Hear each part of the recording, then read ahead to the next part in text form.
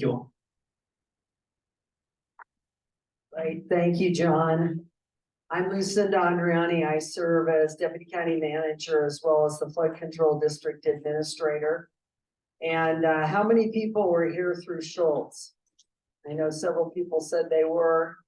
And I managed the process then, led the process then, and fortunately, we brought back a great team, many of whom, several of whom are here tonight.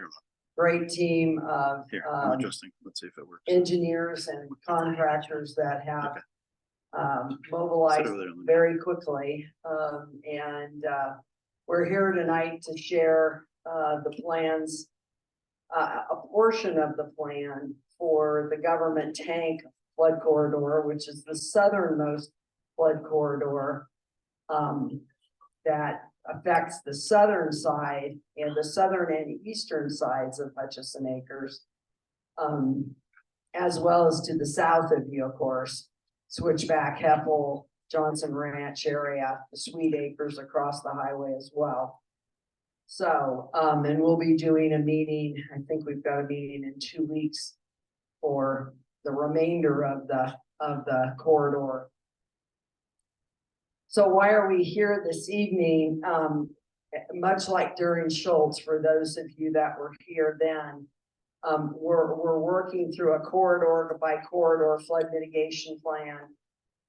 We've secured a fairly significant amount of funding from the federal government. And then the district itself, the flood control district, is also contributing a significant amount of money. And part of this, you know, what's happening, one of the really big changes, very different dynamic than we had during Schultz, post-Schultz, was that the government tank flood corridor, that watershed really didn't burn very much. There was a limited amount of area that actually burned. And in addition to that, much of the area that burned was not the higher, steeper slopes. If you look at Schultz Peak, which is back behind the lower flank of peaks from your area, and you look up at the mountain, it starts up, that watershed starts at the top of that peak and flows all the way down back behind and then comes all the way through and crosses 89, of course, and then goes all the way into Doney Park. This is a very, very large watershed. It was very, very severely burned. And we are seeing upwards, and you'll see the modeling. Corey Helton's with us tonight from Jay Fuller, the modeling for that watershed. And this is the largest volume of flow that we have seen in one of our flood corridors. So tremendous challenge in this area. And to add to that challenge is that Doney Park, because of the configuration of Doney Park in particular, the density in Doney Park and the fact that it's flat, as everyone's aware, Doney Park's basically an old flat valley. If we had to try to mitigate any type of flooding within Doney Park, it would probably cost us 10 to 20 times easily what it would anywhere else. So we're trying to avoid that, because that cost would probably make it impossible to do anything. So we're looking at all of our alternatives that can provide flood mitigation throughout the entire corridor. So that's important to understand as you see the plan tonight. So a little bit of history for those of you that weren't here during Schultz. You know, we had a significant impact to Hutchison Acres, primarily again for the watersheds, that the 3 watersheds that were to the north of Government Tank, which are the 2 paintbrushes as well as the Campbell watershed, and particularly the 2 paintbrushes. And we effectuated a mitigation plan there. And as most of you know, until we had the pipeline fire in 22, you really didn't see any impacts. All the work, particularly the work that we did on Forest, was extremely effective at managing, even though we've had a number of very large rainfall events, it was very effective at managing. Unfortunately, now with the additional burn, we're seeing increased flows. And I think you're all aware last year, this year we got a little break. We didn't have much of a monsoon. We really had a non-soon. We had one large event, but it only hit the two furthest north watersheds, Upaki Trails and the Brandis area. And we were fortunate we had literally just completed the mitigation in that area, and it all performed exceptionally well, even though that was a 100-year rainfall event. So we've once again seen that the measures that we're proposing are can be very effective and are being very effective. So, but last year that was an obvious case. We had a lot of impacts last year, 45 major flood events, and the district ended up spending about $9 million both on response and short-term mitigation. So big impact. And going to the next slide here, this shows the flood modeling that was done again by Jay Fuller, that shows the increased flows, and that 26 times increase, that is the government tank corridor that's seeing a 26 times increase in the actual from post-Schultz 2016 as modeling through to the modeling post-fire last year. Well, that was actually in November. We updated the modeling in November after doing a new, what they call LiDAR flight. It's a flight that does uses a technology to do very, very specific measurements of the topography, and that we use that to support a lot of the engineering. And you've certainly probably all seen this photograph of, this was taken with a drone that shows what the impacts were into the Sweet Acres area. And you can see all the water flowing down, a tremendous amount went down along the frontage area there and through the properties and within Hutchison Acres that are actually zoned and for drainage. And thankfully they were there, because it would have been much more catastrophic impact if those properties had been developed. So what's going on now? We talked about, that we're both pursuing watershed restoration on forest, on the National Forest land, and Alan Hayden with natural engineering, natural channel design engineering will share with you what we've done in the other three corridors, as well as what we're proposing to do in government tank. And then coupling that up with flood mitigation through the neighborhoods. So the goal is to reduce down the sediment and debris as much as possible by keeping that all on forest, so that anything we construct off forest, the water will actually flow and it won't just plug up or be. In this case, most of the corridors now, we're going to be constructing storm drain pipes. So most of the infrastructure will be underground. And Mark Lamer with Remo Engineering, who's doing engineering for the tank area. We'll talk a little bit about that, but tonight we're going to focus mostly again on the Hutchison area. So, so with that, we'll walk into, we want to share a little bit here. I think this is really important to see, because there's nothing like seeing a video about how do these measures actually function, than to, to see it in the real. It's easy to, you can hear Alan describe how it's going to work, but when you actually see it, it's pretty impactful. So this is a restored alluvial fan. Alluvial fan is an area where the water has been intended to spread out, slow down, and drop out the sediment, also slow down the velocity of the water significantly. And this is an area above. There's actually 4 fans that we've restored. And why we say restored is that they've become degraded from erosion. Many of these fans had anywhere from 10 to 20, sometimes even deeper channels cut through by the velocity of the water and the volume of water. So go ahead and show it again. You can see this is the top of this lower fan coming into the neighborhood. You can see how the water's spreading out, slowing down, dropping out the sediment, dropping out the debris. Then it gets to a terminal trench. And then this trench is designed to send some water to a channel that comes down the east side of the development. And then go ahead and show it one more time. And then it's designed to also send a certain amount of water to a storm drain that we constructed this spring. We increased the size of the channel and then also constructed a storm drain that goes down the west side of the development, down through there, goes through another fan, and then into a storm drain. We had a 3-inch event in about an hour on July 30th. That's a 100-year storm.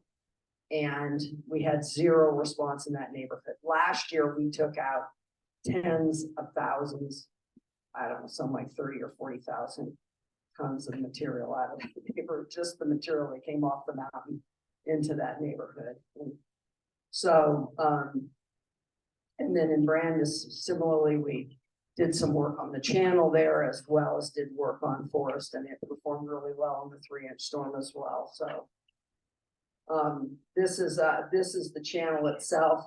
This is that 3-inch storm. This is the first wave of water coming down the channel. And you can see there is a little bit of debris at the beginning here, but it's coming to a box culvert. Every flood event last year, that box culvert jammed and plugged and water went all through the neighborhood. So this was like virtually no debris comparatively to what we had seen before, again, because it's capturing it up on those fans, those recovered fans, and reducing down. Certainly there's still sediment in the water, but it's able to transport the sediment down through the system. So then the next video is, this is entering the storm drain system. The inlet, we had literally finished this on Tuesday and had the event on Sunday. So, and you can see it's flowing off that's lower fan and then into the storm drain. We probably had about half, not even half the volume of the capacity of that storm drain. So, but again, it's really the game changer is what the work we do on the Forest. So wanted to share that with you because I think it's important to see how do these actually work and feel with a big event. And it won't address every event. There will be events that systems could be overwhelmed, and you'd have to have $1 billion to engineer for every event, but and construct for every event. But these are we've seen just tremendous performance of these measures, both post Schultz and post pipeline. So with that, I'm going to turn it over to Alan. Thanks everyone. My name is Alan Hayden. I work with Natural Channel Design Engineering, and just going to walk you through a few slides here. That's all right. We could do it this time.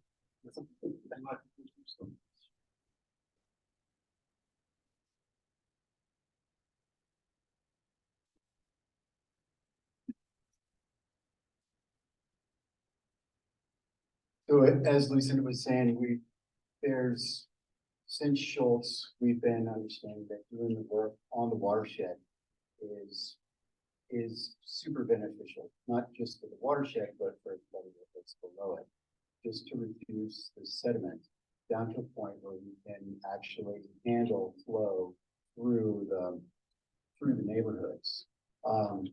So the goal of this watershed restoration on the Forest is reduction of sediment. And this is this is from the museum fire. This is pretty typical of what goes on. We had an alluvial fan system, which spread flows out naturally, captured a lot of sediment over eons and eons. And we had a very large flow that came through and overwhelmed that system because of some culverts down here on the road where I'm standing on, and ate a head cut all the way through there. All this sediment that you see here released and went down towards some houses just below where we're standing. And what we ended up doing here was to rebuild that alluvial fan, get rid of the gully, fill it in, and spread those flows out. And you can see those flows spreading out in a subsequent rainstorm. Really reduce the sediment. You don't see the big rocks rolling out of there, and you can handle that flow in channels now. So go back a little bit to what was done in the watersheds above Hutchison Acres in the post-Schultz fire, like over a decade ago. We worked on the Campbell watershed, which releases its flows into the neighborhood just at the end of Campbell Avenue. We worked on the north and the south paintbrush watersheds as well. And we did this watershed restoration. We built large alluvial fans. We stabilized some channels in areas that couldn't support alluvial fans. And then those alluvial fans were terminated, if you will, in a terminal trench, because most of the homes are built on the lower end of the alluvial fans, which wanted to activate during the storms. That became the problem. So we build the fans up into the forest as far as we can, and then we build a terminal trench across the end of it to capture all that water that's now much freer of sediment, and then put it into a transition channel, which feeds into engineered channels, which go through the neighborhood. All of that was put together, and we used a lot of log sills to stop erosion on the alluvial fans and in the channels. And this is what some of that work looked like at the end of Campbell Avenue. So since the pipeline fire, the tunnel fire and the pipeline fire, we've had to do quite a bit of work on those systems to keep them going. And so bringing you up to date as to what's been done. The Campbell watershed, we have cleaned the existing fan, which accumulated several feet of sediment and kind of went beyond its 25-year life expectancy, is what it's capable of doing. So we've cleaned that off back to its original surface. We've expanded that terminal trench at the end of the system so it had a little bit more capacity, but also so that it doesn't fill up with sediment quite so fast. Because now we have a lot more flows coming in there with a lot more sediment, and we have to be able to pass some of that sediment through. It was never designed to do that before. It is designed to do that now and keep itself clean, and we've seen it do that this summer.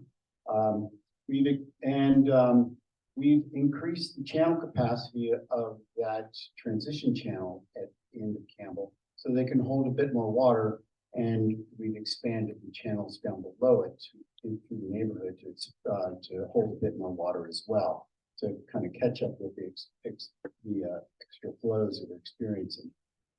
We're also expanding the alluvial fan on Campbell Avenue up past the 420 road.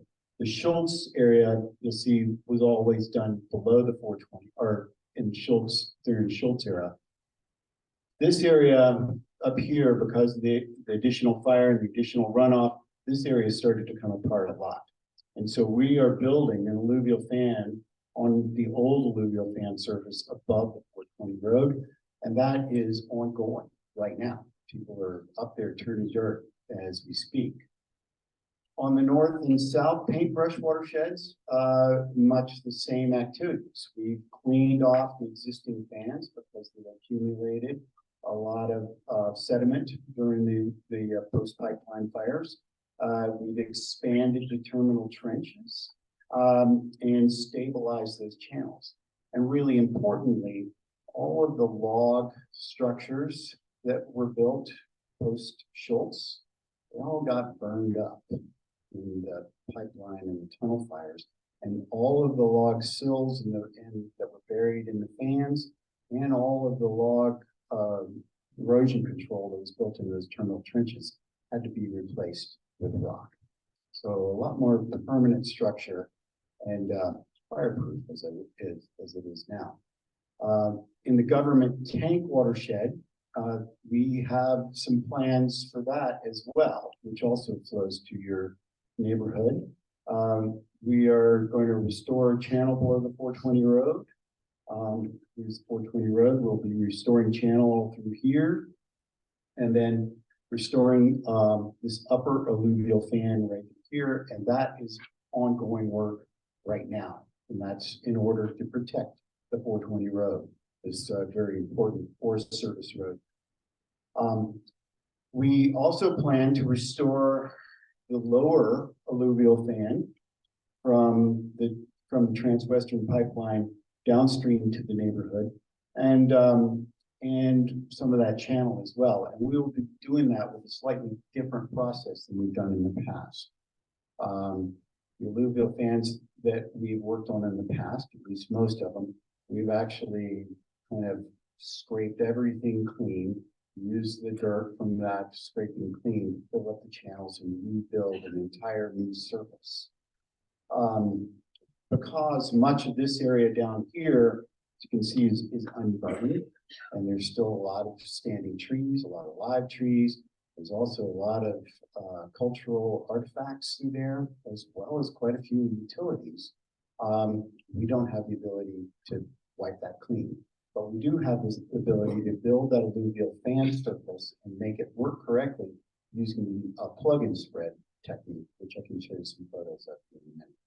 So that's kind of what we have planned for government tank, and all the ongoing stuff that we are currently doing and have done in the Campbell watershed and the north and south paintbrush watersheds.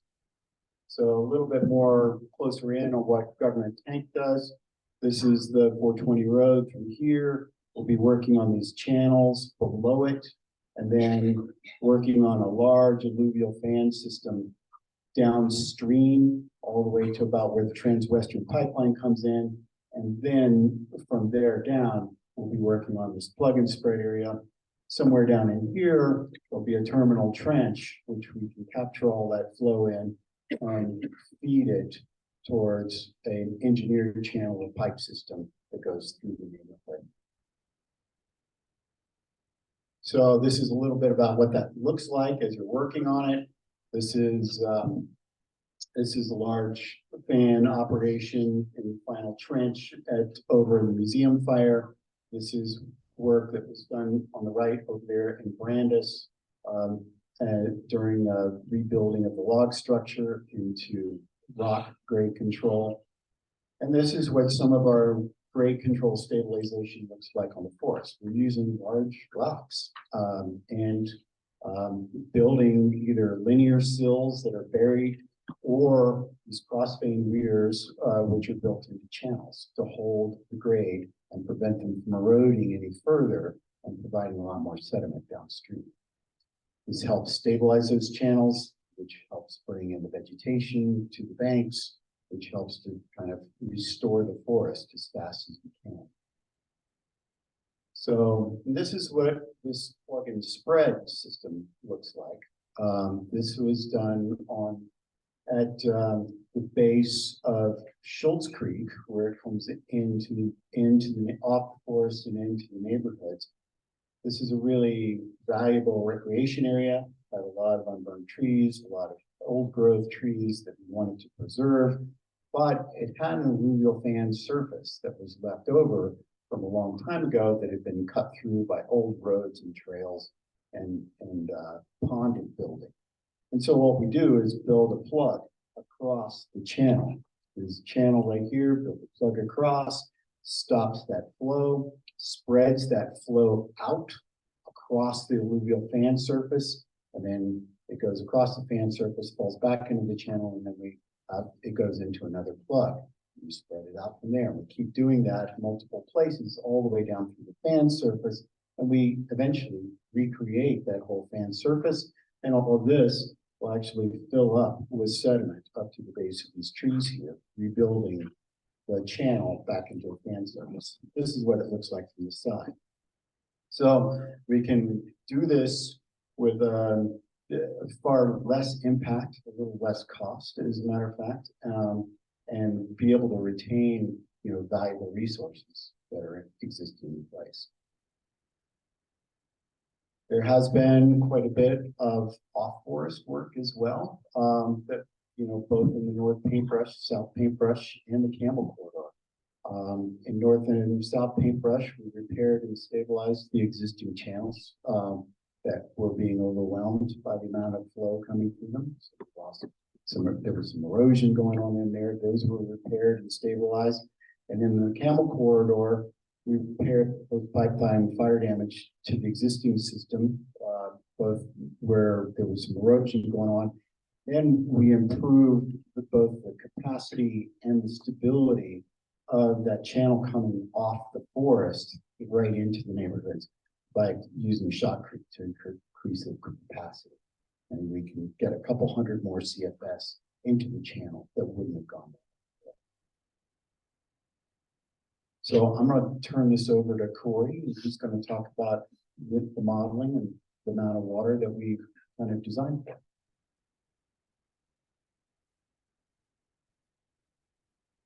Good evening. I'm Corey Houghton. I'm with J. Fuller Hydrology, and a lot of the modeling that you've seen on the maps was put together by our company. And what I'm doing in this part is we're taking our results from what happened after the fire, and we saw a lot of increase in inflows, and Lucinda already touched on this. But we've done the modeling since the Schultz and all the way into the pipeline and the tunnel fire as well. And so we looked at the tunnel fire before the pipeline happened, and we were looking that there wouldn't really be much of an increase after the tunnel fire, especially for the government tank, because it wasn't in that watershed. However, with the pipeline, it went up into the Weatherford area and burned a lot of fresh forest up in there. So that's why we're seeing such a giant increase of 26 times on this watershed. So we're taking that, and we want to look at how much flow is coming down through government tank. But with all these proposals that Alan has talked about and Mark's going to be talking about next, we want to make sure that we're not adversely impacting anybody, and that we're keeping the flows that we're channeling, spreading within designed areas and not going to locations that we weren't wanting to. So they provide me their data. I put that back into our models, and I rerun the models, and we identify areas where that has changed. So this is what you're looking at right here. What we do that analysis on is the 1 inch, the 2 inch, and the 3 inch events. The 1 inch event is pretty common. It's a 50% chance of happening in any given year. And this is what you're looking at here on the map is the condition from the LiDAR that Lucinda had mentioned in November of 2022. And so we want to, with our improvements that we make down through here, the plug and spread up through here, the corridor through here, we want to make sure that doesn't have an adverse impact on any person's, and we want to know where those flows are going to be changing at. So they have 1 inch in 45 minutes, 50% chance of happening. The next event that we kind of look at is a 2 inch in 45 minutes. And that's about a 4% chance of happening in any given year. So there's, it's called a 25-year event. And so that has a 4% chance of happening. What happened on government tank last year, the highest recurrence interval was about a 10% chance of happening in any given year, which happens to be the 10-year event. So this 2 inch event is more than what we saw anytime last year, as well as this year. We actually didn't even see the 1 inch event on the government tank this past year, but the first season after the fire, we didn't ever see this 2 inch event. So again, what we're looking at on this map is a 25% chance of happening. We have our depths, so this light blue right here is a half a foot to a foot of depth. The green colors are a foot to 2 feet of depth. The yellows to the oranges and the magentas are anywhere from 2 feet to, and then 4 to 5 feet, and then anything over 5 feet would be the purple color. And we have maps, and I can look at parcels where you're at, but when we're looking at the adverse impact, we wanna stay within regulations on a federal, state, and local levels. And so we don't want to adversely impact, but that doesn't really mean that we can't have any development. We can have development, but we want to show that it doesn't have a negative impact, either in part or as well as the whole project when it's all done. So when we're progressing through the projects, we want to install them in such a method that we're not adversely impacting if the rainfall event happens before the project is complete as well. As I said, we're doing that for the 1 inch, 2 inch, and the 3 inch event. And we need to be showing a reduction in the flood impacts. And we also need to demonstrate the legal feasibility of the proposed flood mitigations. So that's what we're looking at. And so we were doing that for Alan's work, as well as what Mark's work, which is he'll be talking next.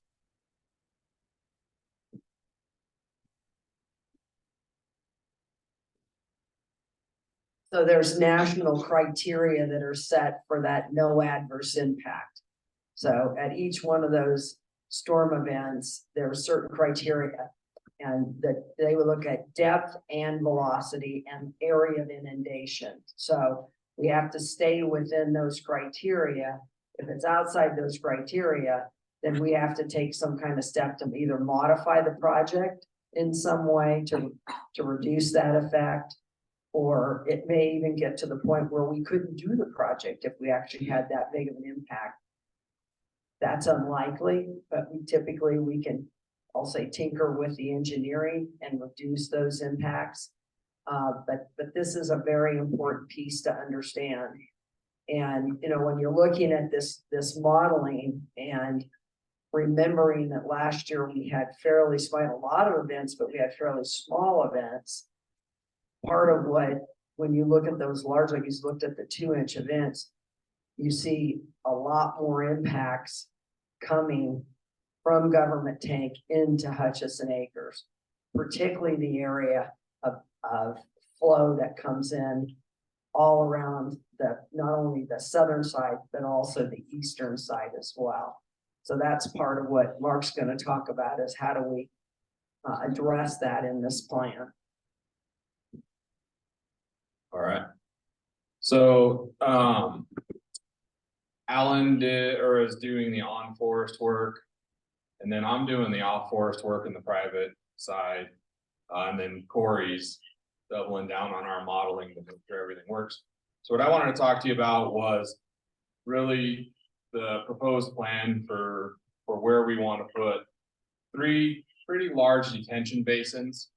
And these detention basins are all within tracts that are within the Hutchison Basin or Hutchison Acres subdivision plat that Woodson Engineering did quite a while ago. To give you an idea, you guys are going to hear me talk about acre feet when I talk about these basins. Lucinda mentioned that we want to reduce flooding prior to it getting to Doney Park. And really within the government tank watershed, we had to reduce total volume of flood water by about 140, 145 acre feet. And so you're going to see with these 3 basins, we get about 100 acre feet of that. So we're still not quite all the way there with these 3 basins, just so you all know. But to give you an idea of what we're talking about, so the track C, Hutchison Acres track C, is like a very awkward Oklahoma, I guess. And then the East Valley Baptist Church is right here across the highway. Okay. Campbell gas station, Chevron gas station is over here in the corner. So I want to make sure you guys all have some orientation of where we're talking about. So we have three big basins that we want to put across this whole system in these tracks, track C and track B, which are part of your original subdivision. In track B, there was already a fairly small, or not fairly small, it was a big detention basin constructed in response to the Schultz fire flooding. And so to give you another idea, this kind of hatched area here is that existing detention area. And then the detention basin that Woodson Engineering designed for you all a while ago is this kind of hatched area right here that exists right here off of Henry and 89. Okay. So we got three basins. Track C South is divided by provided way. Provided way is a private driveway that cuts right across this basin or this parcel currently. And so that provides the division point for us. And then we go to track C North, and then we want to expand track B basin as well. So let's talk about each of these basins really quickly. Track C South, again, we're on the south side of provided way. We want to utilize this area here to detain approximately 52 acre feet of water. The detention depth is going to be about 6.5 feet deep, which is as deep as it was flooding against the highway last year when it was flooding and overtopping at the highway there already. All these basins are expected to drain in 36 hours. I'm not sure why that says 48, but all of them are supposed to drain in expected to drain in 36 hours. Okay. Probably the two unique things for the track C is we're going to have to realign provided way to get it to work well. And there's also a drainage channel that comes right along the south edge of Hutchison Acres, all the way up from the far west part of your subdivision. And right now it drains along the back of these properties and then works its way over to your original detention basin. We're going to gather that flow and then put a culvert in under provided way and discharge that into the track C South basin. Okay. So moving on to the track C North. So I should mention real quick with the track C South basin, this is really where we saw a significant amount of the flooding last year, or a lot of the fill in. We see a lot of sediment out there, a lot of debris, fences are buried now. So this is going to be a very significant area. All the water that's coming from the forest, Lucinda mentioned, we're working on some storm drain alignments to get it from the Forest Service boundary through the neighborhood into this track C South basin. So the water is going to come into this track C South basin first. It'll exit track C South. There's some box culverts going under 89. We're not going to change those. So it's going to go through those box culverts currently. And then we're going to have another box culvert discharging through provided way real. So the water is going to go into the track North basin. The track North or track C North basin is a fair bit smaller. It's only going to be about 18 acre feet. It's only going to pond up about, or it's only going to detain up to about 5 feet in depth. Something important for this track C North basin, these properties all border right along that basin right now. And as Corey's model, as you saw with Corey's model, we didn't have the 2-inch storm event last year. The 2-inch storm event actually shows the backyards of these parcels getting some flood impacts from that 2-inch storm event. This track C North basin, the ponding depth will be set at an elevation that the water does not pond up into these properties. All right. So that flooding will be removed from those properties as part of this detention basin. It's going to exit under another new proposed box culvert. Henry Drive will have to be resurfaced as part of this. It's going to have to be utility realignments will have to go through Henry Drive. to put the box culvert in, so Henry Drive will have to be resurfaced as part of this design as well. Then we go to track B, again, you already have an existing detention basin in track B currently that the county and Hutchison Acres agreed upon in response to the Schultz fire flooding. We want to expand that basin into almost the entirety of the rest of the track B basin. Or track B parcel, sorry. And it's only gonna pond up to about 3.5 feet because we have an existing overflow structure right here by the gas station. It's a big rock overflow structure. And we're not gonna touch that. We're also not gonna touch a 36-inch outlet pipe that also exists just to the west of the gas station. So these outlet structures are gonna remain really, we're just gonna increase the size of the basin to expand it to the west to get us the increased volume in track B. Lucinda is going to wrap it up. And again, if you look at the modeling, pretty much all those homes along the east side are either the properties and or the homes are flooded in that 2-inch event. So the other thing we didn't show, if go back here. I want to go back to this. So part of what the importance of what's going on Forest is that this watershed is migrating to the north. Government tanks migrating to the north. We saw that over the last year, and that's continuing to occur.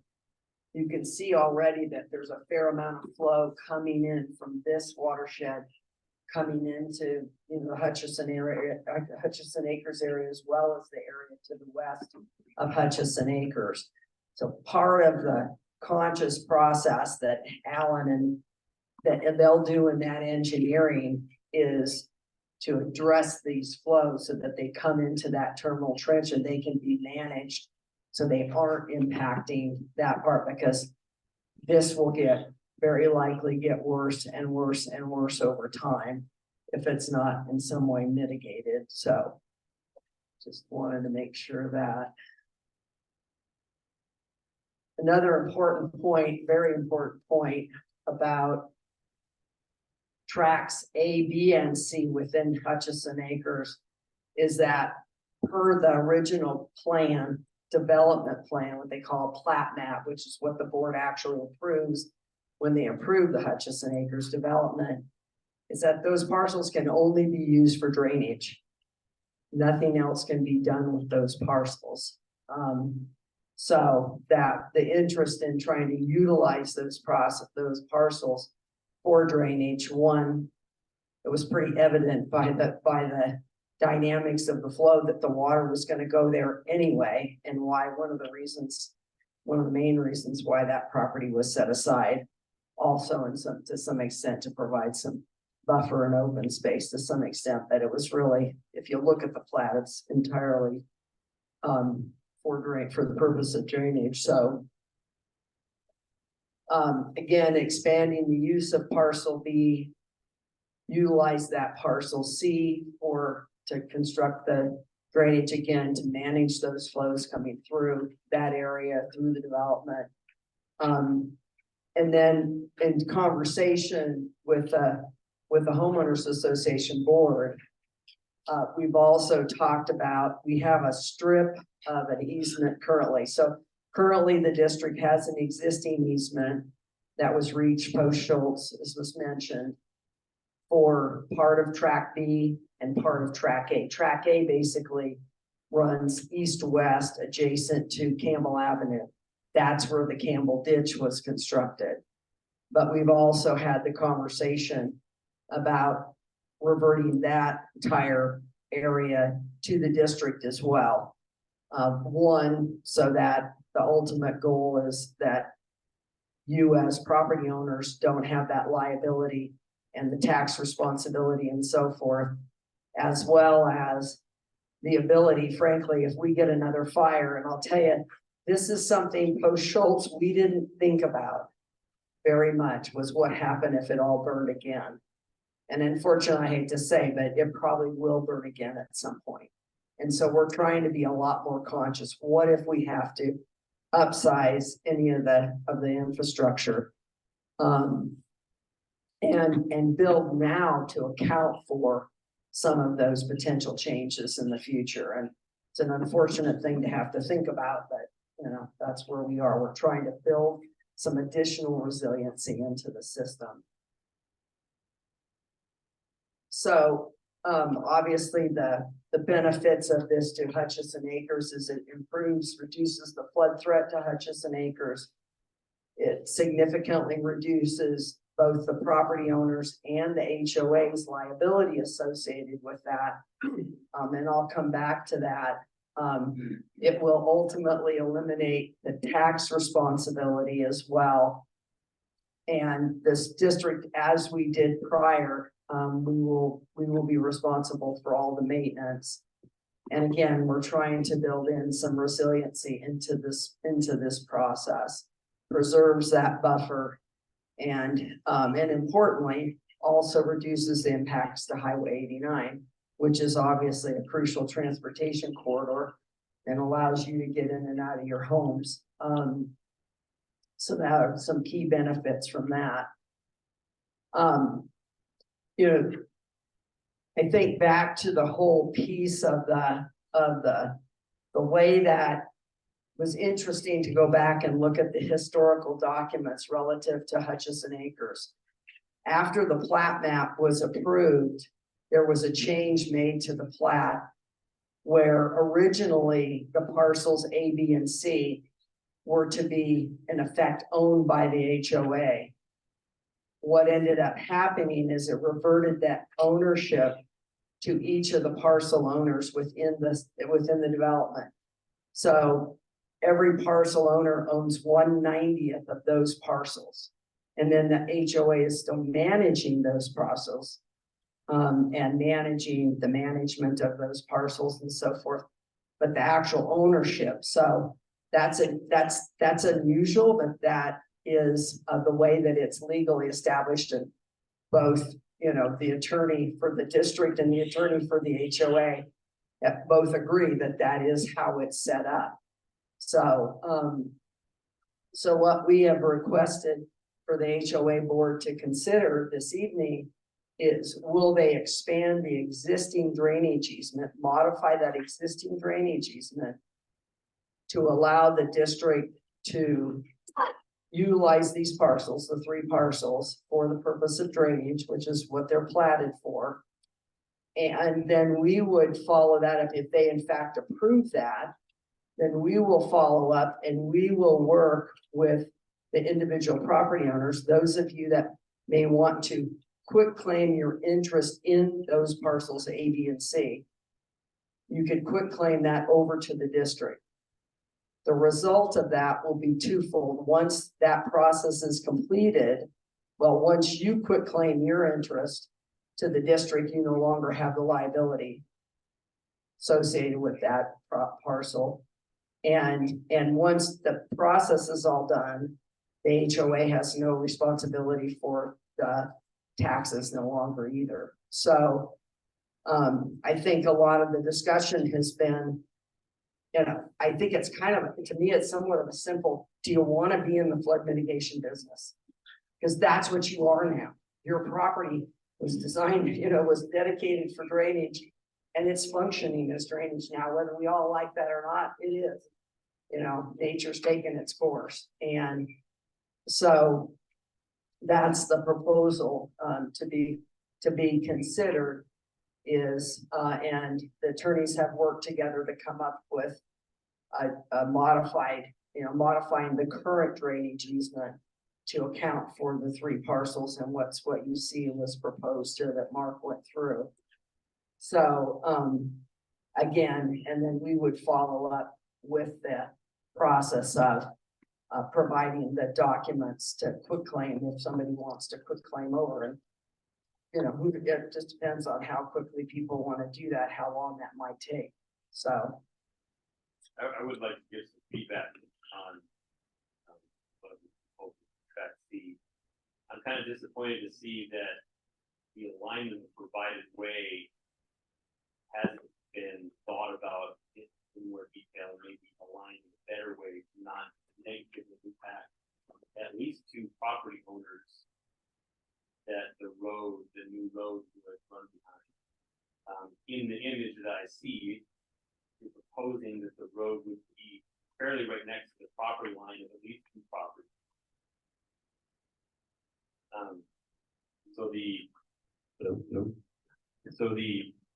I'm gonna see, I see a few issues here. Noise. You know, there's homeowners that, you know, they have big trucks and they have big trailers, so those two properties are gonna be affected by noise. Those two properties are gonna be affected by dust. I can see when that road is plowed, that their fences are gonna be impacted. That snow is gonna get pushed up against their fences, I guarantee you. I think that you can do a little bit better in the realignment of that to not impact at least those two homeowners. One of them is here today to speak about that, but that's my feedback. Everything else, I don't live next, I'm not on any of those. My property doesn't touch any of those basins, but I like what I see in the other areas, but immediately I see that the provided way could be realigned a little bit better. Yeah, and just to provide some clarification, it's actually about 50 feet. Not right. And let's come back to noise and dust. And one of those homeowners is here today, so speak about that. Yeah, if they want to speak up, I mean, we can certainly look at that, you know, in terms of that configuration. It's far away from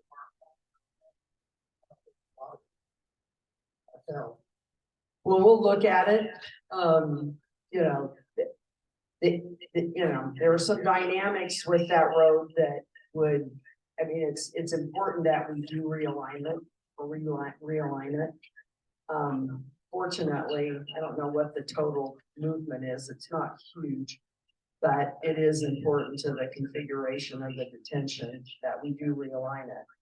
But we can look at that. It is a private road, but we can look at it. And I think the intent would be that that road is better than it has been historically.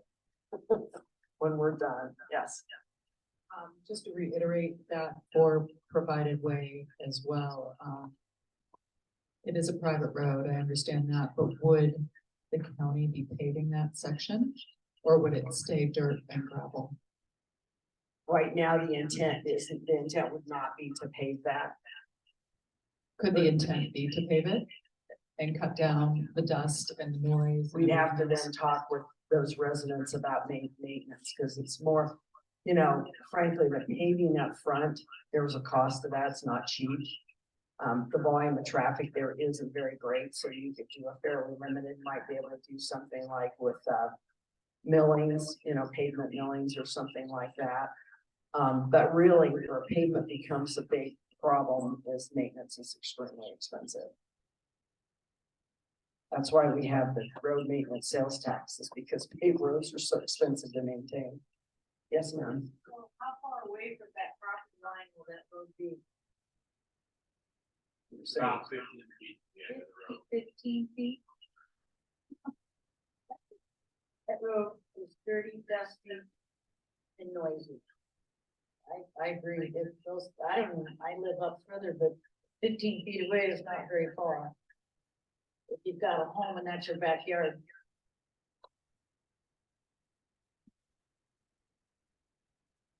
Okay, feedback. Any other questions? Yes, ma'am.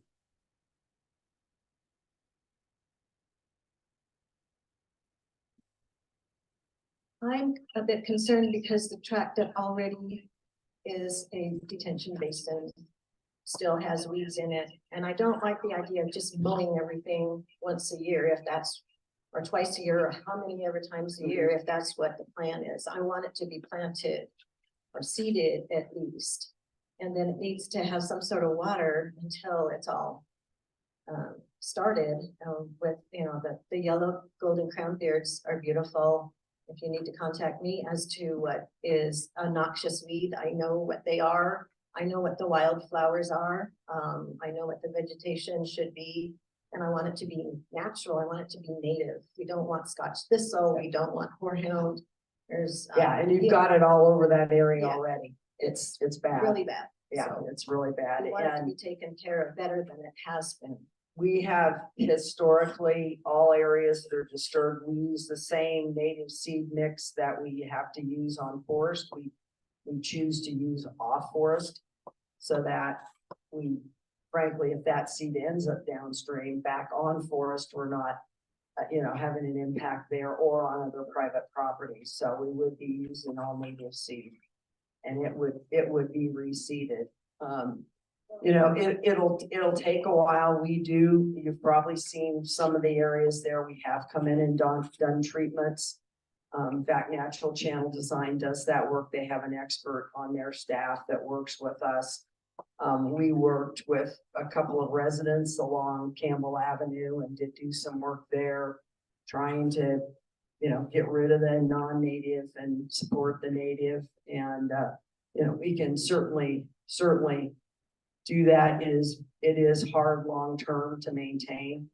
It's unfortunate, we've got a real problem with noxious weeds throughout the area, so.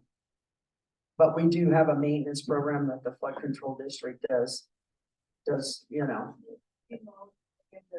land that we already have, track B basin, I, that's not cleaned out, that's always just weeds. And along right on the south side of our Henry Drive, that section that you have, all weeds. No, we there's don't no. have any section south. We have nothing in south of Henry.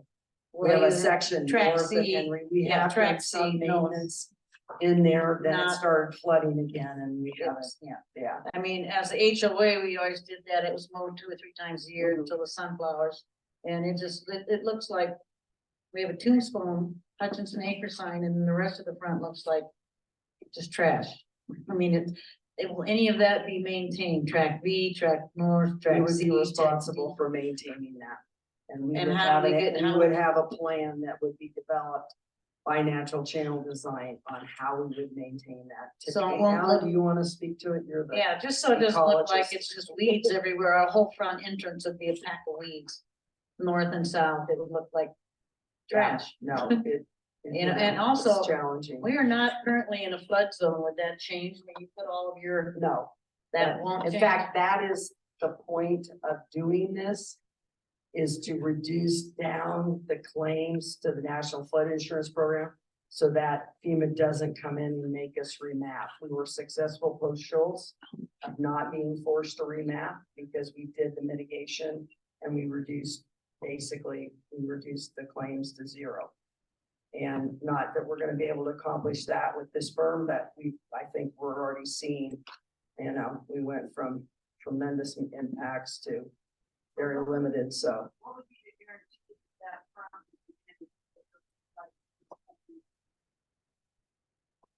Well, we can add that to, if we want to add some specifications to the easement, we can do that. Yeah, we can do that. Yeah, probably want that to be really specific, because track B, the existing portion, is cleaned out on in the base of itself, but around the top. Yeah, and that was part of what we had responsibility for maintenance was the detention piece itself. So, but we would be, now in this easement, we'd actually have responsibility for the full area. Yes, sir. Thank you, Lucinda. So a few points that you brought up, which I think are important for the HOA members, because getting in touch with them and having a quick claim. It might be a lengthy process and It takes a obviously while. It You're could, and it should, if they're properly informed, not having to remap for FEMA. having taxes, no liability of taxes. Not being flood mitigation owners because they're 1/90th. So do you have a plan as to how you're going to reach out to everyone? Yeah, we would certainly do a communication, and I think we do another, meeting explicitly for that effort. But it's probably gonna take door to door. That's what I'm expecting, and literally door to door, even if they own in Phoenix or wherever, right? I think we're gonna have to go door to door and say, here's what's going on, here's the reasoning, and provide them with the quick claim form and the information, and then, whatever. Yeah, money talks too. Yeah. So if they're, explain. Yeah, I don't have any, I am spending every single penny and more. No, I mean, Just as getting far the as, plan done. yeah, no, explaining to the homeowners, like, how much they're gonna save in taxes, right? Yeah, right. That as well. And the taxes aren't huge, I don't think, but for me, if I were living there, I'd be far more worried about the liability. You own that liability now. So, getting rid of that liability and giving it to an entity has the statutory responsibility, to me, would be a relief. I would not want to be, if you've ever been sued, and I haven't, but if you've been sued and you get that lawsuit, and yeah, it may have 90 names on it, but when it's your name on there, it doesn't feel so good. So my Caroline. question is, do we have to have 100% of the homeowners sign the quitclaim deed? And if they don't, say we have 5 homeowners that decide they don't want to do that, are they then liable for the taxes and insurance? Whatever goes into I those think- parcels? That's gonna be a legal question at that point, is what could be done, the steps. And could you force in some way a quick claim on that or not? I'm not sure. That's a good question for the attorneys, Okay. is if that would happen, but I don't know. My sense is that most people will say, I don't want the liability, right? And the liability, as long as it keeps flooding, which it will for a long time, you're gonna have that liability, that's the issue. So.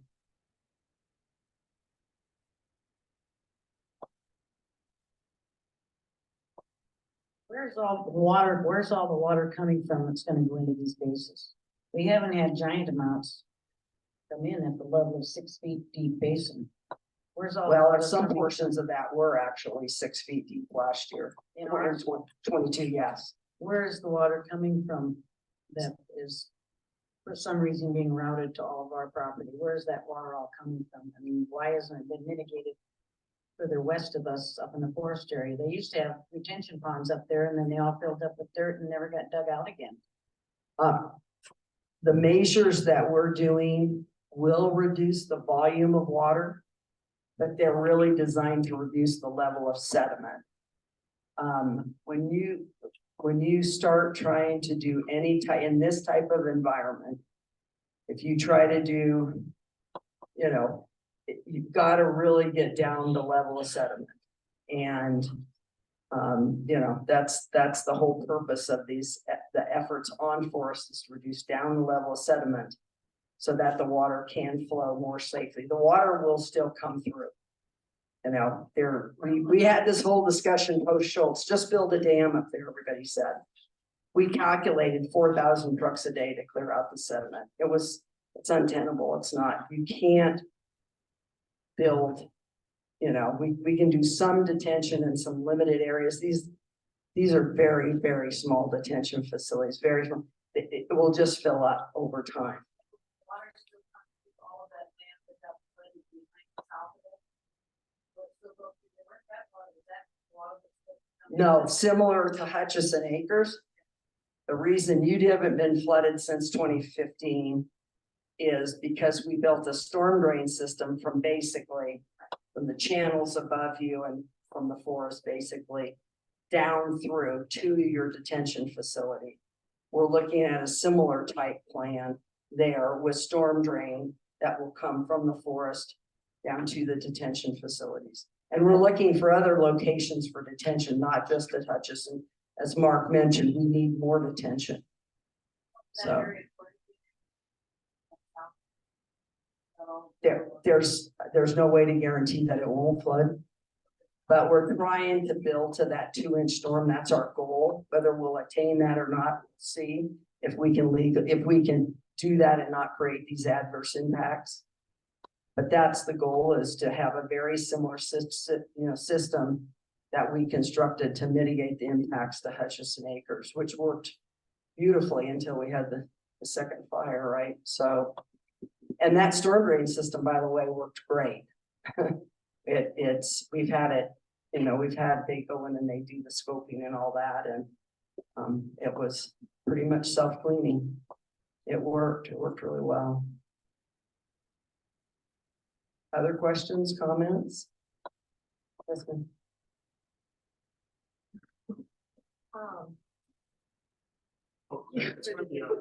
Oh, okay. You guys talked about the parcel B and parcel C, but then at the end of the slide, it says include all of parcel A in the drainage easement. So Yeah. where's parcel A and what would you be doing with parcel A? Let's go back. Thank you.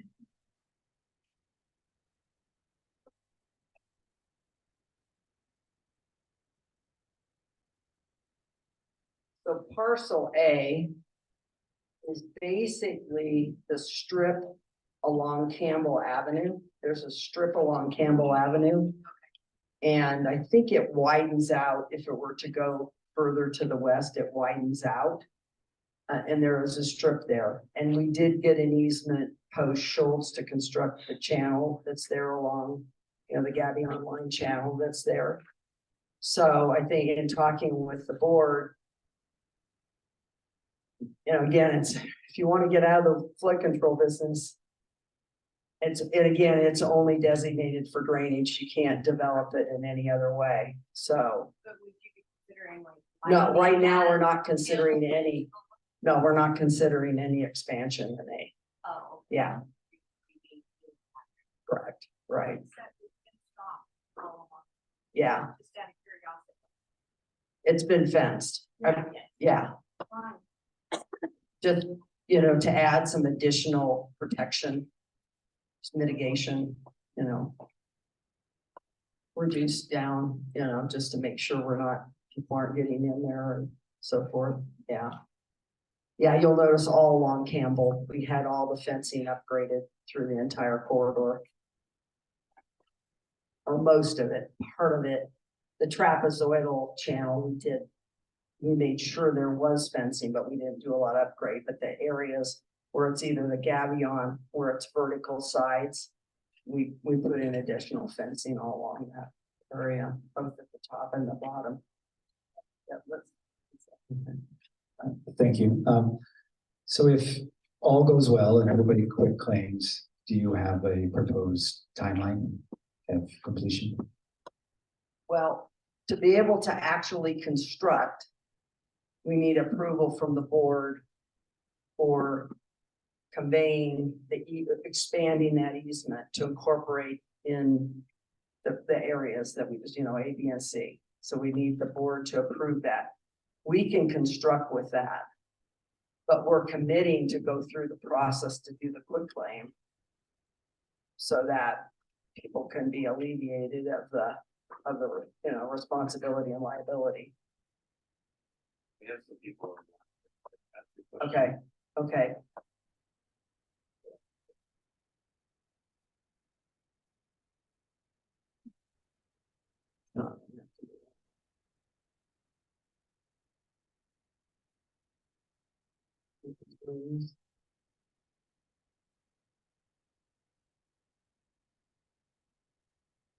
Are you hosting those? Yeah, you can sit a lot of time. Steve Crawford, are you there? Yes, I am. Sorry, it took me a minute to do. I just needed to make sure where the map is. I'm not familiar since I don't live there.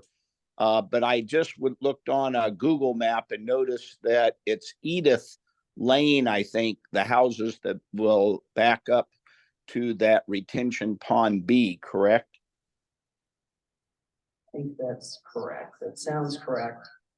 correct? You all know better. Yeah. This The is- house that we own is at 11055 Henry, but that's the one that curves around from Henry. Mhm. And I think Edith Lane is near closer to that retention pond. Just so that would be, is the folks on Edith Lane would be the ones getting the request for a quick claim, correct? No, the goal would be, yeah, go ahead and read it. The goal would be to secure quitclaim from all the property owners. That would be the goal, not just those near the detention. The quitclaim really doesn't have anything to do with the location. It has to do with the liability and the tax responsibility. Do you have another Thank you. Thank you. question? That answered Or do you- my question. Thank you. Thank you, Steve. Okay. Jason, if you have a question, you're up.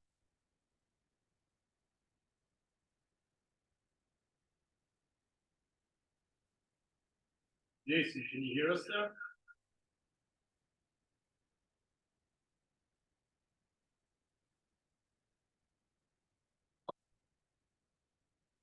Okay, we're gonna move on. We'll try you again in a minute, please.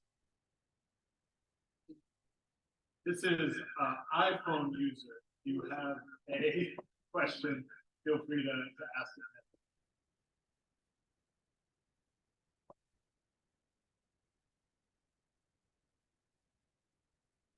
Yeah, you have to unmute. I think it's star 9.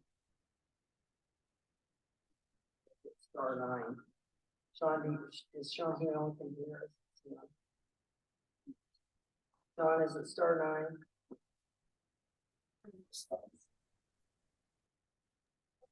If there's somebody in the attendees list, we need to promote them. Well, I can allow them to talk from here. We're just seeing if they can unmute themselves.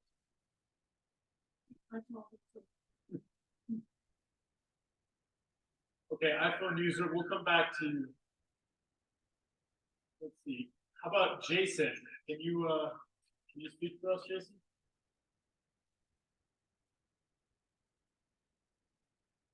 They're saying it's illegal, we won't allow them to take themselves off. He's trying to. Or from you. Sean, can you try to do something that you're in? I mean, I can. Can you put it in? You can't, we deactivate. I feel like this is the problem with our Zoom, not with the, so. There is a way to do it on the surface of six. Try star 6 on your phone. This is Jason. Can you hear me now? Yeah, we got it. Okay. So, listen. Sorry, this is Jason. Can you hear me now? Yes. Okay. This question goes for Lucinda. I have been in this neighborhood since before Schultz fire and all those other fires. One of the main concerns that I have is that we have residential drainages, our ditches that we have alongside our houses. We have detention ponds that were built with your assistance and the community. And we have a drainage system that runs down the middle of our neighborhood.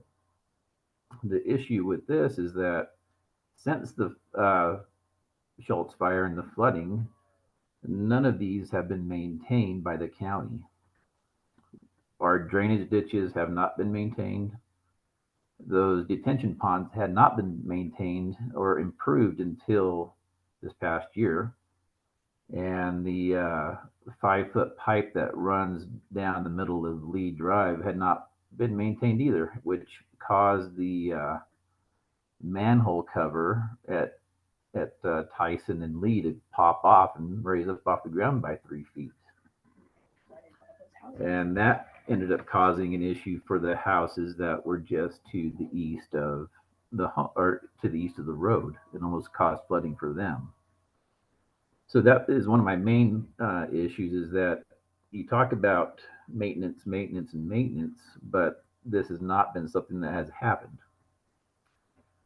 Secondly, as far as a community, we are going to be surrounded on all sides by flood mitigation efforts to help other neighborhoods in different locations. But what has ended up happening with these recent ones that I just discussed, is that we're left with a mess.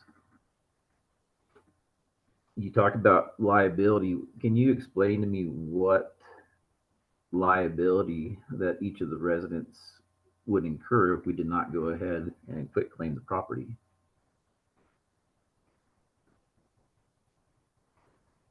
So to the maintenance, we've only had maintenance of a fairly, that one section, just this section, not the top section, not this section of the detention facility historically. So I think, and we did maintain that when it was necessary to do the maintenance there. And we will, and we can put that into the drainage easement, that we will, we can come up with some specification of what you want to see, and we can work with the community to define what that looks like. I guess if you think that you're not at flood risk, then you need to go back and look at the flood maps. So if you are at flood risk. So this isn't just about mitigating impacts to other communities. It is about mitigating risk to Hutchison Acres. So I think that's really important to understand. Does it benefit others as well? Absolutely. Does it benefit the highway? Absolutely it does. But it also very much benefits Hutchison Acres. Because remember, the flows that are coming off the forest and going into your area now are going to, if we don't do this work, and we have to have the detention to do any of the other work, if we don't do the detention work, then we won't be able to do any of the rest of the work. So no work will get done on forest beyond one little section we're going to do high up. And that's because of our agreement with the Forest Service. So the rest of it won't get done. That's what will happen, because we have to be able to utilize the detention to make the entire system work, not create those adverse impacts. Yeah, Caroline. And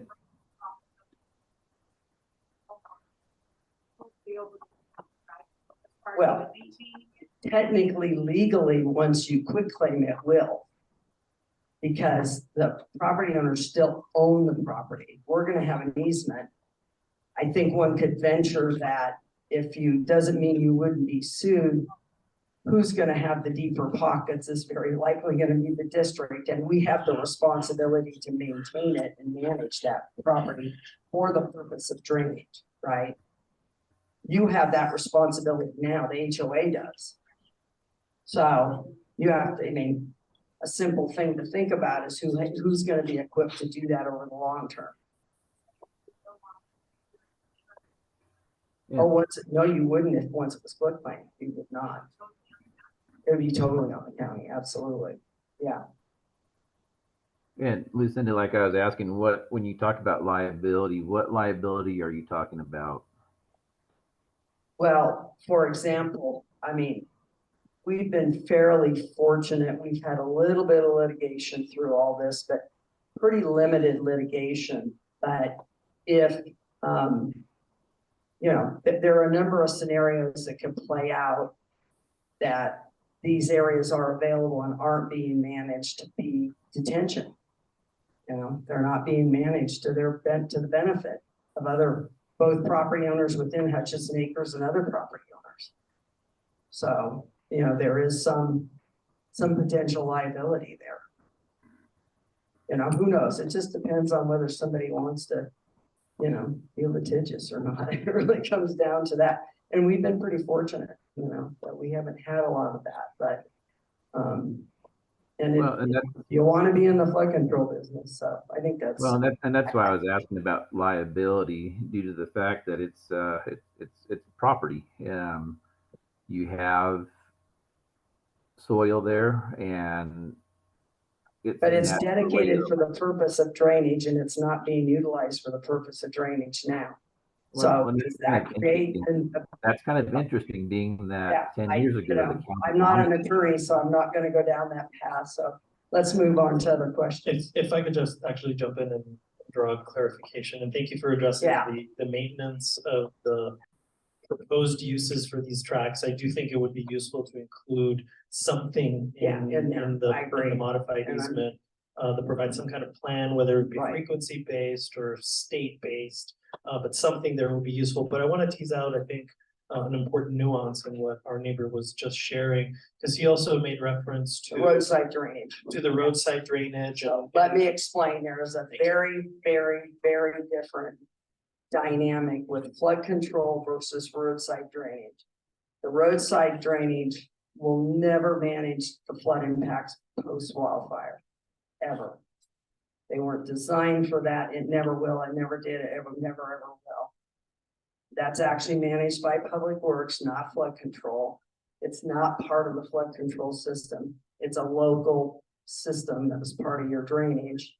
That doesn't mean you shouldn't, communicate to Public Works and say you want it better maintained. And I know there is a maintenance schedule. There's supposed to be a maintenance schedule. And it should be being maintained, but it will never, ever be mitigation for your properties. It will take the very small scale, 2, maybe 5-year storms localized, and that's what it'll manage. It will never manage any of the post-wildfire flooding ever. We should definitely talk to Public Works then, because I can absolutely guarantee you that those ditches have not been touched since the 2010 flooding after the Schultz fire. And they're a solid, by my estimate, foot shallower at least, because of the deposit. So if you have a contact in Public Yeah, Works that no, you can reach out to, and I can relay that to the director.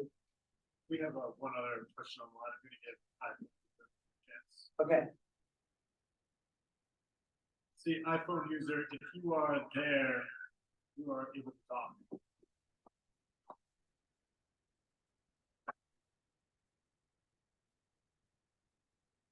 What's that? Oh, that's Lisa. iPhone user, if you use *6, you should be able to unmute yourself and ask your question.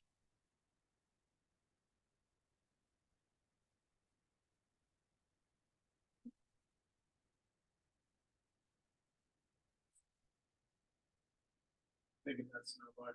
Sorry, iPhone user, not working for us. Hold on to your question. Maybe we can follow up with it later, or you could send it to someone else. Hey, Lisa, go ahead.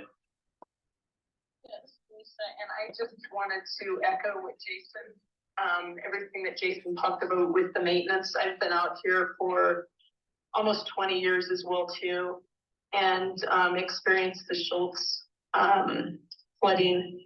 And the maintenance is a real thing for us and a problem in our ditches within our community. And specifically, when you guys talk about that new tract C utilizing the 52 acres, we had many conversations with the county then to try to help us mitigate at that time. And it's interesting because at that time, you all didn't want the liability. And so the liability was on us. And so it's just interesting to me, what has changed. Yeah, and I think in what Jason, had talked about as well too, with all of the retention, detention ponds and track A, C, and B, this has an impact on us, our community in Hutchison Acres. It will impact our property values and Curve Hill. And so this is a concern to me, and the maintenance or the lack of that's happened to this point. Can you maybe talk a little bit about that? Sure. Sure, I can. So first and foremost, your property values are impacted now.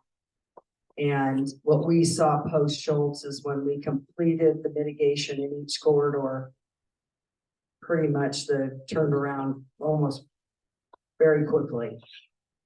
We had the benefit then, of course, of the market turning up too, but even with the market downturn, we saw quite a return to both the market, the values and sales and those kinds of things. So we know historically, and this has been shown in a lot of other post-fire areas, that you're going to get that return if you're doing something actively to try to mitigate the flooding. And witness what happened in Brandis corridor in 2018. We had a 1,000-year rainfall event, and there were 2 homes flooded there. They were not in the corridor. They were actually very far away from the mitigation. We didn't have a single home flooded. It was a 1,000-year rainfall event.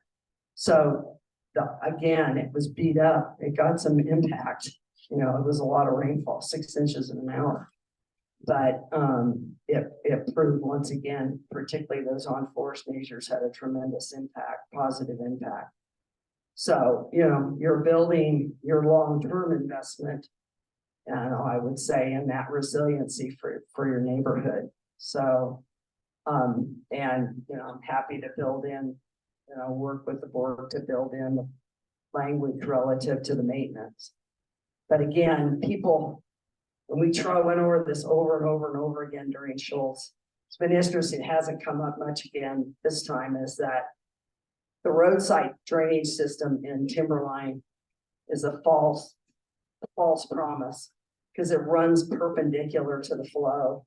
So it has virtually zero capacity. Now, some of yours do run parallel to the flow, but it's designed to, again, handle a 2-year storm, maybe we built and they reconstructed Campbell, I think it was 2007, 2009, pre-Schultz fire, and to the 25-year storm.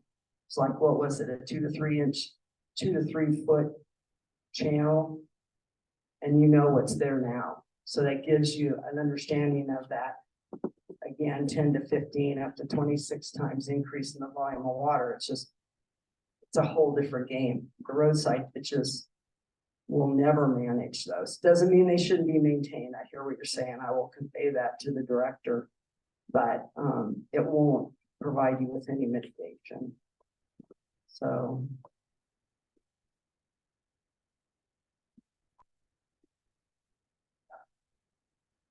Take one more, and then we'll take Caroline. Yeah, no, I appreciate that, Lucinda. The maintenance is a real concern for me or the lack thereof. I mean, even through this latest, flood incident that we had this year, just the maintenance of that. I mean, we had trees and debris and silt and logs that were jammed up on the entrance of 89. Coming into Hutchison Acres, and you pull the county, and the county says if you do anything, basically you're in trouble. This is our responsibility for the ditches in front. And then it's like called the ADOP.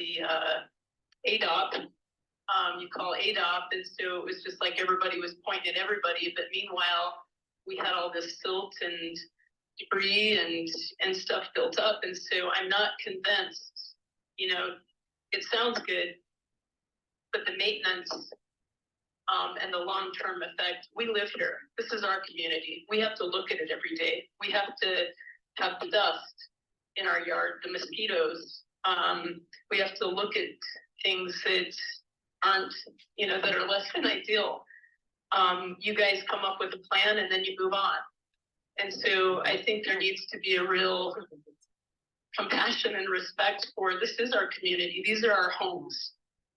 And it's not about us not wanting to help,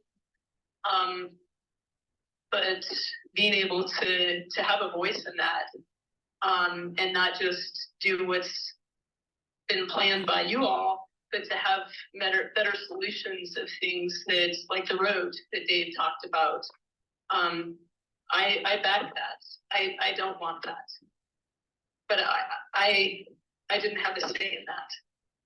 And so it's disappointing to know that we didn't have input in on the front end of this and that we're just getting kind of told what the plan is. So that's all I have to say, but I thank you for the time.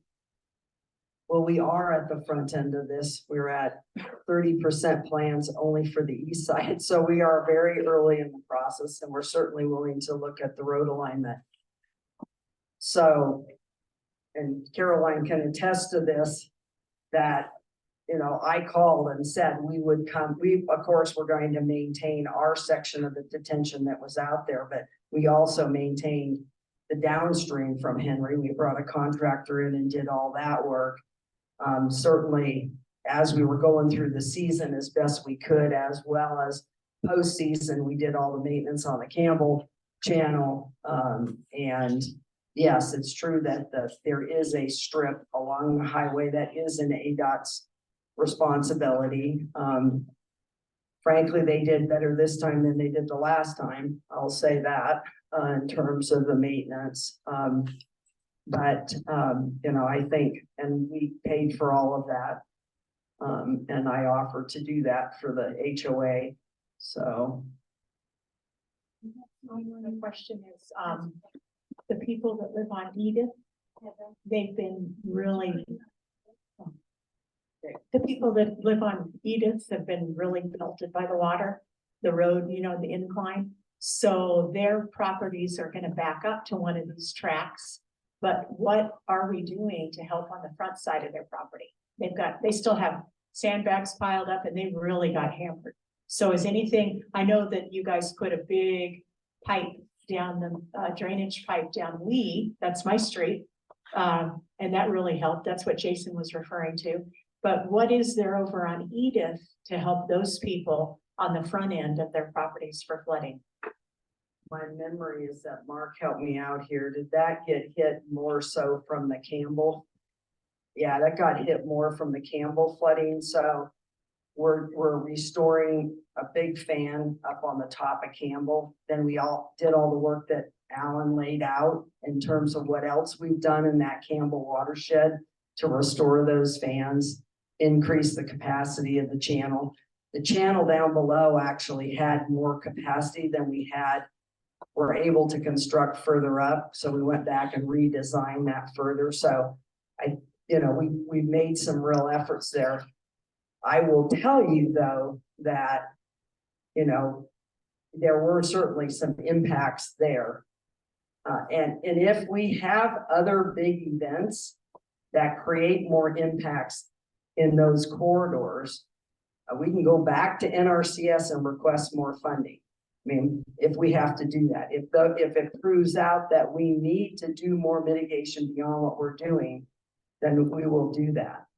But I think we'll see a positive impact to what we've done on all three of those, the two paintbrushes in Campbell, the work that we've done on Forest, and then also mitigating that water that's coming off of government into Hutchison Acres now. I think that's going to have a positive impact.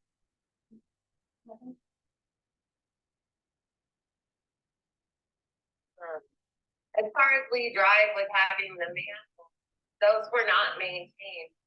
The boulders underneath the ground lodged up, which did cause that vehicle to come up. So it's frustrating because I feel like that question kind of got overpassed in saying that we don't want to help other neighborhoods. I don't think that's what we were saying. I think we were asking what is to prevent that from happening again. And as far as the common area land that we all own, that has never been designated before for flooding. In fact, when Liz Archuleta was running, she wanted to take that property back in the day and make it a playground. So to say it was allotted for flood, I don't think that's accurate. So Well, I can get you the plat map that will show you that is dedicated for drainage. So. But it never was in the past, so I'm just wondering. Yes, it was. It was from the original approval that the board did in whatever year that was, 20 years ago. No. the plat map for this development, those 3 parcels are dedicated for drainage.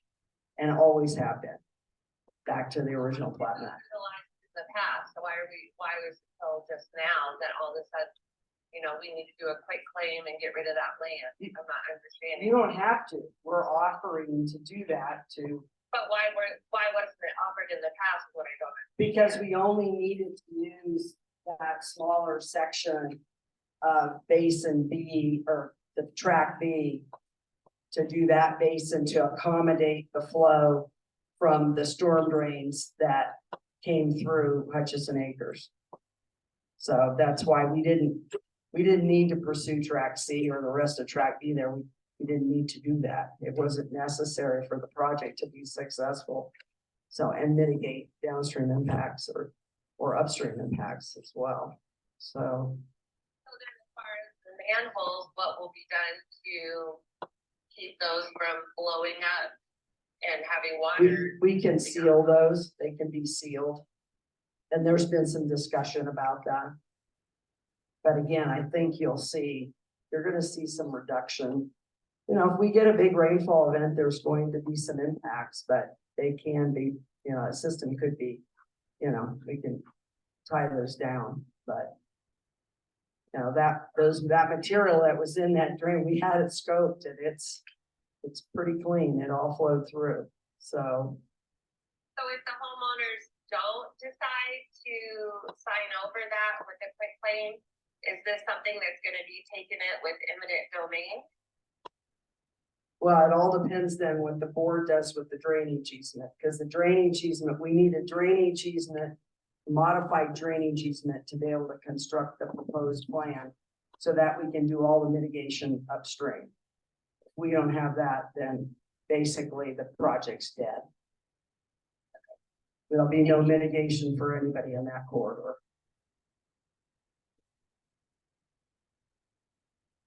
Thank you.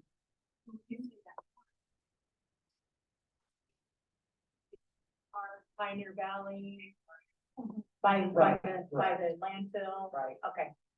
Whole area, all the way, yeah. South of Silver Saddle. Yes, ma'am. Okay, last question. Just trying to wonder where you've got 6.5 feet deep on 52 acres, this big hole in front of our development. If it's not maintained, it's gonna look just like weed, but more concerning to me is how is the water being rerouted so that it comes into this big drainage thing? It's huge. Where's that water coming from and how is it being routed into that drainage thing? It's coming from above the switchback Heppel, you know, there's that flow path that's coming there now. That will go into a terminal trench. Right now, the concept is that it will go into 2 large pipes and then go into that track C detention facility. And it will drain its way through the rest of C into B and then across the highway through the channel system. I'm trying to figure out And the channel, where's the pipes and the channel going to be put so that it pops into. See, we haven't developed all that detail yet, and that conversation needs to happen with the people who are gonna be involved. It's not gonna affect Hutchison Acres. Okay, that's what I wondered, is it It's comes in the not in back? Hutchison I Acres. thought it was It coming will down not. the back of my property into No, that it's drainage. not gonna affect Hutchison Acres. So would it be from, the water would be from Rush at south and north? Or? No, from the no, government? this water is coming from the government tank.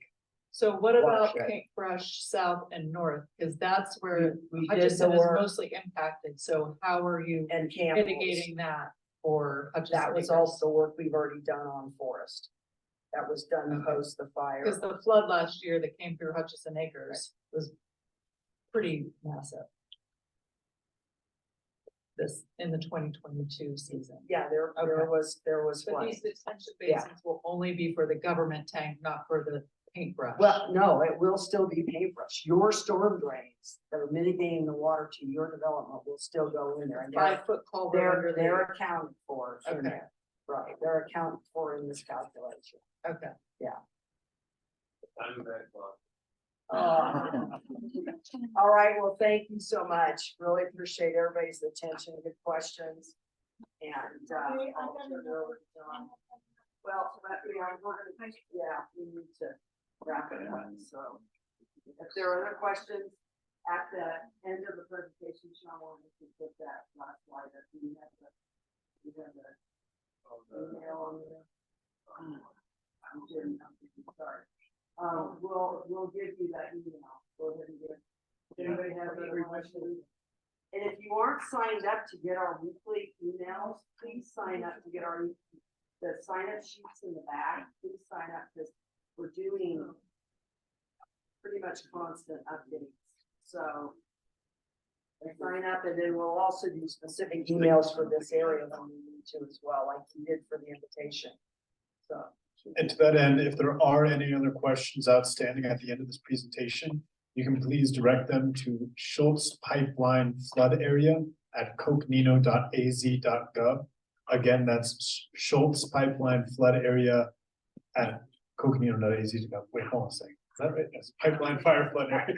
Yes, I apologize. Scratch that. It's Pipeline Fire Flood Area at coconino.az.gov. That's Pipeline Fire Flood Area at coconino.az.gov. Thank you for your time, everybody. If you have any other questions, please direct them there.